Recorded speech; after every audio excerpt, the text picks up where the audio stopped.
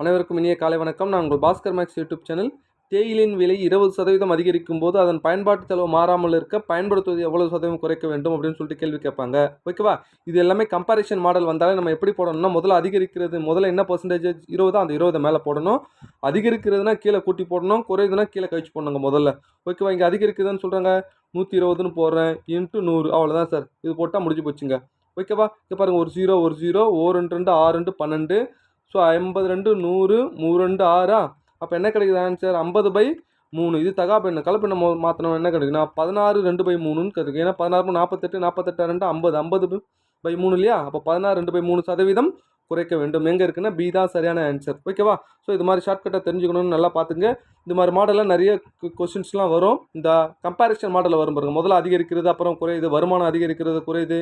So இந்த மாடல்லாம் வருது அப்படின்னா இந்த கான்செப்ட் தான் நல்லா புரிஞ்சுக்குங்க. ஓகேவா? வாழ்த்துக்கள். தேங்க்யூ.